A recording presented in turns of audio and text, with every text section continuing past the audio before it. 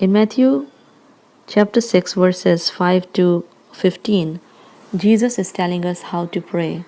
The Lord has left a pattern to follow while we go into the presence of the Lord to speak to Him. Jesus says that when you go into the presence of the Lord, go into your room, close the door, and pray to your Father who is unseen. Then your Father who sees what is done in secret will reward you.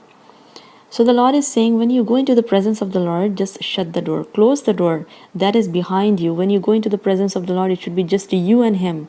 When Moses went up to spend time on the hill with Father, with God, then the Lord said, Moses, be careful that not an animal or human touch the mountain, and if they do, then they are going to get burned. So you should be careful that you are not taking any worry, any human with you into the presence of the Lord. It should be just you and the Father. And the reason Father needs just you to come into His presence is so that He will fill you up completely with His divine presence, with His divine revelation.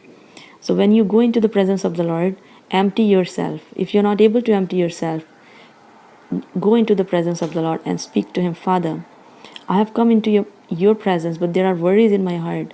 There are people that I have not forgiven. There are so many things going on in my mind. I do not know how to empty myself. The Lord works according to your willingness and your faith. So once you have spoken out loud your desire in the presence of the Lord, He is going to empty you, empty your heart, and then He will start revealing His hidden things to you. He will show you the great and mighty things. You will hear from Him clearly, and then the Lord's Spirit will fill you up with His power so that when you go out of this chamber of prayer, you will be powerful and you will become a source of blessing for yourself and for others. So this is the pattern that the Lord has given us. When you go into the presence of the Lord, close the door and do not use too many words, because Father knows already how to bless you, what you need. Father is going to provide for your needs from His glorious riches. You just need to go into His presence and wait upon the Lord. Listen to Him. He is going to talk to you.